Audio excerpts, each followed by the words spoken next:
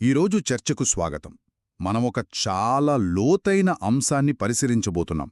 సాధారణంగా కర్మ అనగానే మనం చేసే పనులు గుర్తుకొస్తాయి. కానీ మన దగ్గరున్న నిబ్బేదిక సుత్తం ఈ ఆలోచనను పూర్తిగా మార్చేస్తుంది. ఈ సుత్తంలోని ఒక ప్రధాన వాక్యంతోనే మొదలుపెడదాం. భిక్షువులారా, సంకల్పమే కర్మ అని నేను చెప్తున్నాను. చాలా చిన్న వాక్యం, కాని దీని అర్థం చాలా లోతైంది. మన దృష్టిని ఏం చేస్తున్నాం అనేదాని నుండి ఎందుకు చేస్తున్నాం అనేదానిపైకి మారుస్తోంది గదా. ఖచ్చితంగా.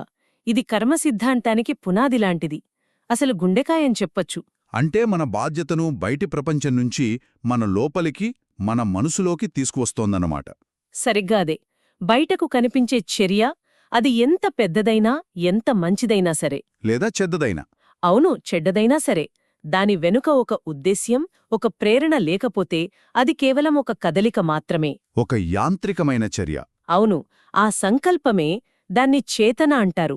అదే దానికి ప్రాణం పోసి ఒక కర్మగా మారుస్తుంది. అంటే ఒకే పనిని ఇద్దరు వేర్వేరు వ్యక్తులు చేస్తే వాళ్ళ ఉద్దేశాలను బట్టి ఫలితాలు పూర్తిగా వేరేలా ఉంటాయి. పూర్తిగా భిన్నంగా ఉంటాయి. ఉదాహరణకు, ఒక వ్యక్తి పేరు కోసమో గుర్తింపు కోసమో దానం చేయొచ్చు. నిజమే. ఇంకొకరు మాత్రం నిజమైన కరుణతో అవతలివారి బాధను చూసి దానం చేయొచ్చు. రెండూ బయటకు చూడ్డానికి ఒకేలా కనిపిస్తాయి, డబ్బు ఇవ్వటం. కాని వాటి కర్మ ఫలాలు మాత్రం వేరు. ఖచ్చితంగా వేరు. ఈ సుత్తం ప్రకారం కర్మ 3 మార్గాల ద్వారా వ్యక్తమవుతుంది: శరీరం, వాక్కు, ఇంకా మనసు. అవును, ఆ 3 ద్వారాలను సమానంగా చూడటం ముఖ్యమనిపిస్తుంది.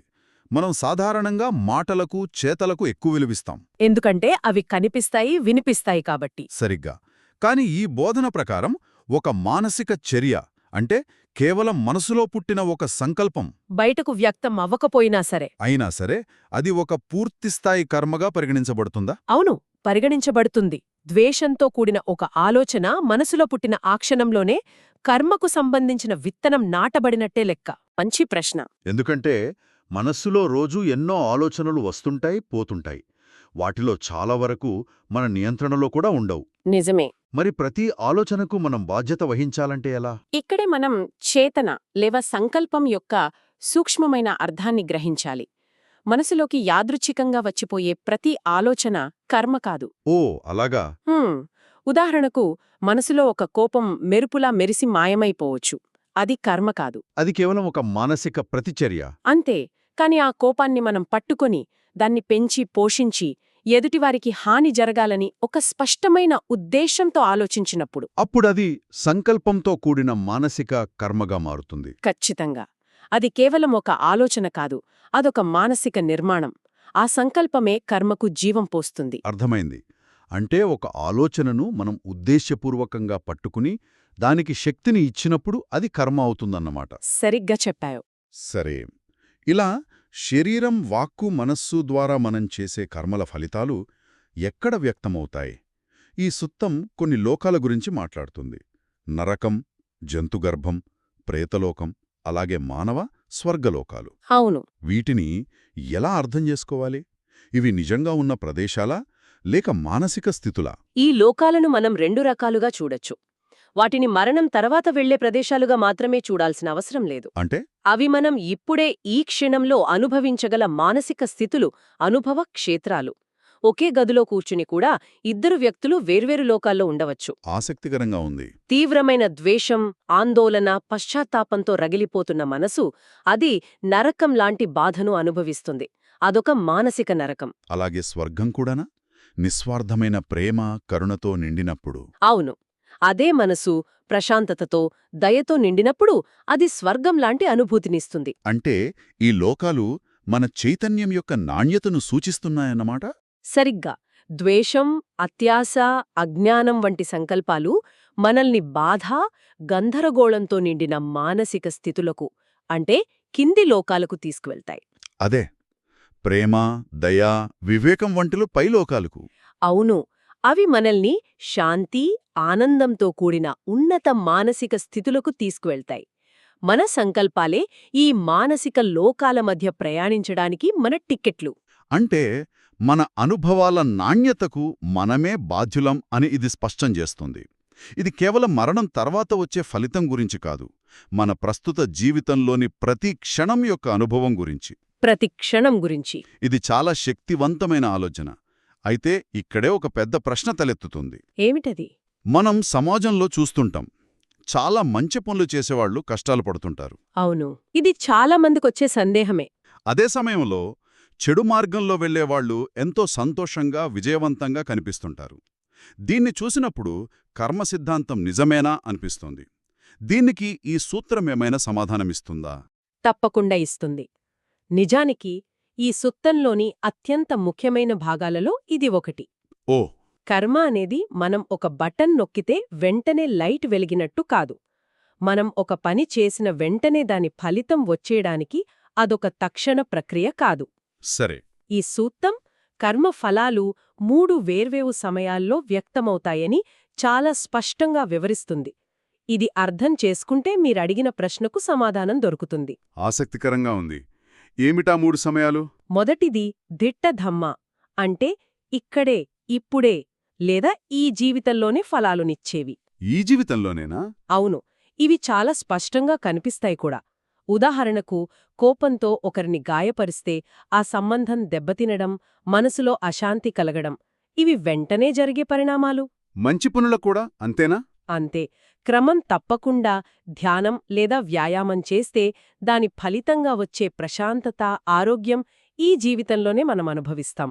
సరే, ఇది అర్థం చేసుకోగలం. మరి మిగతా 2, కొన్ని పనుల ప్రభావం వెంటనే కనిపించదు కదా? సరిగ్గా అక్కడికే వస్తున్నాను. రెండవది ఉపపజ్య, అంటే తదుపరి జన్మలో ఫలాన్నిచ్చేవి. తర్వాతి జన్మలో. అవును. జీవితాంతం మనం పెంపొందించుకున్న కొన్ని లోతైన అలవాట్లు, గుణాలు ఉంటాయి. వాటి ప్రభావం ఎంత తీవ్రంగా ఉంటుందంటే అది ఈ జీవితకాలంలో పూర్తిగా పక్వానికి రాదు. అంటే? అది మన చైతన్యం యొక్క ప్రవాహాన్ని ఒక నిర్దిష్ట దిశలోకి మళ్లించి తదుపరి జీవితం యొక్క ప్రారంభ పరిస్థితులను నిర్దేశిస్తుంది. ఇక మూడవది, ఇదే అసలు చిక్కుముడిని విప్పుతుందేమో అనిపిస్తోంది. అవును, అదే అపరపార్య, అంటే ఆ తర్వాత ఎప్పుడైనా ఏదో ఒక జీవితంలో ఫలాన్నిచ్చేవి. ఏదో ఒక జీవితంలోనా? అవును, ఇది చాలా కీలకమైన విషయం. కొన్ని కర్మలు ఒక విత్తనం లాంటివి. ఆ విత్తనాన్ని భూమిలో నాటిన వెంటనే అది మొలకెత్తదు. దానికి సరైన పరిస్థితులు రావాలి. ఖచ్చితంగా. దానికి సరైన నేల, నీరు, సూర్యరశ్మి, అనుకూలమైన వాతావరణం అన్నీ కుదరాలి. కొన్ని విత్తనాలు వెంటనే మొలకెత్తుతాయి, కొన్ని మామిడి చెట్టు విత్తనాల్లా ఏళ్ల తరబడి సమయం తీసుకుంటాయి. అవును, నిజమే. అలాగే కొన్ని కర్మలు సరైన పరిస్థితులు ఏర్పడే వరకు ఎన్నో జన్మలపాటు నిద్రాణంగా ఉండి సమయం వచ్చినప్పుడు వాటి ఫలాలను ఇస్తాయి. అద్భుతం. అంటే కర్మ అనేది ఒక సాధారణ లెక్కల యంత్రం లాంటిది కాదు. అదొక సంక్లిష్టమైన పర్యావరణ వ్యవస్థ లాంటిది. చాలా మంచి పోలిక. మనం ఇప్పుడు ఒక వ్యక్తి సంతోషంగా ఉన్నాడంటే అది ఈ జీవితంలో అతను చేసే పనుల వల్ల కాకపోవచ్చు. ఎన్నో జన్మల క్రితం అతను నాటిన ఒక మంచి విత్తనం ఇప్పుడు ఫలించి ఉండవచ్చు. అలాగే ఒక మంచి వ్యక్తి కష్టపడుతున్నాడంటే అది అతని పాత కర్మఫలం కావచ్చు. అవును, కావచ్చు. ఈ వివరణ మంచివాళ్లకెందుకు కష్టాలొస్తాయి అనే ప్రశ్నకు ఒక లోతైన సమాధానమిస్తుంది. ఖచ్చితంగా. ఇది మనల్ని విధివాదం నుండి బయటపడేస్తుంది. కర్మ అంటే మన నుదుటిమీద రాసిన రాత కాదు, అది మార్చలేని విధి కాదు. ఇది చాలా ముఖ్యం. ఈ బోధన మనకు కర్తృత్వాన్ని, అంటే ఏజెన్సీని ఇస్తుంది. మన గతం మన వర్తమానాన్ని ప్రభావితం చేయవచ్చు, కానీ వర్తమానంలో మనం చేసే ప్రతి ఎంపిక మన భవిష్యత్తును నిర్దేశిస్తుంది. అంటే పాత కర్మఫలాలను అనుభవిస్తూ కూడా? అవును, అనుభవిస్తూ కూడా ఈ క్షణంలో కొత్త మంచి విత్తనాలను నాటే స్వేచ్ఛ మనకు ఎప్పుడూ ఉంటుంది. ఇక్కడే అసలు ఆశ ఉంది. మనం గతాన్ని మార్చలేం, కానీ వర్తమానంలో మన సంకల్పాలను ఎంచుకునే శక్తి మన చేతిలో ఉంది. ప్రతి క్షణం ఒక కొత్త ఆరంభానికి అవకాశమిస్తుంది. ఇది మనల్ని బాధితులుగా కాకుండా మన జీవిత శిల్పులుగా నిలబెడుతుంది. సరిగ్గా చెప్పారు. అందుకే ఇది నిరాశావాద సిద్ధాంతం కాదు, అత్యంత ఆశావాద సిద్ధాంతం. మన జీవితానికి మనమే బాధ్యులం, మన భవిష్యత్తుకు మనమే సృష్టికర్తలం. ఇది ఒక అపారమైన స్వేచ్ఛను, బాధ్యతను మన చేతిలో పెడుతుంది. అవును. కాబట్టి ఈరోజు చర్చ యొక్క సారాంశమేమిటంటే, మన సంకల్పమే మన వాస్తవాన్ని నిర్మిస్తుంది. ఇది కేవలం బాహ్య ప్రపంచం గురించే కాదు, మన అంతర్గత ప్రపంచం, మన అనుభవాలు, మన మానసిక స్థితుల గురించి కూడా. ముఖ్యంగా మన అంతర్గత ప్రపంచం గురించే. మన ఆలోచనలే మన కర్మలకు పునాది. ఇప్పుడు ముగింపులో ఈ సుత్తంలో ప్రస్తావించిన మరో 6 విషయాలను చూద్దాం. అవి ఇంద్రియ కోరికలు, అనుభూతులు, గ్రహింపులు, దోషాలు, కమ్మ మరియు దుఃఖం. ఇది ఈ మొత్తం ప్రక్రియను కలిపి చూపిస్తుంది. ఇదొక గొలుసుకట్టు చర్యలాంటిది. ఎలాగంటారు? ఉదాహరణకు, మనకు కంటి ద్వారా ఒక అందమైన వస్తువు కనిపిస్తుంది. అది ఒక అనుభూతి. సరే. దానిపట్ల మనకొక ఇంద్రియ కోరిక పుడుతుంది. ఆ కోరికను తీర్చుకోవాలనే సంకల్పం మనసులో పుడుతుంది. ఆ సంకల్పమే కమ్మగా మారుతుంది. అవును, ఆ కర్మ యొక్క ఫలితం ఒక అనుభవాన్ని ఇస్తుంది. అది సుఖమైనా కావచ్చు లేదా దుఃఖమైనా కావచ్చు. ఈ గొలుసును మనం అర్థం చేసుకుంటే దాన్ని ఎక్కడ తెంచాలో మనకు తెలుస్తుంది. అంటే కోరిక పుట్టడాన్ని మనం ఆపలేకపోవచ్చు. అది సహజం. కానీ ఆ కోరికకు ఎలా స్పందించాలి అనే సంకల్పం మన చేతిలో ఉంది. అక్కడే మన స్వేచ్ఛ ఉంది. సరిగ్గా.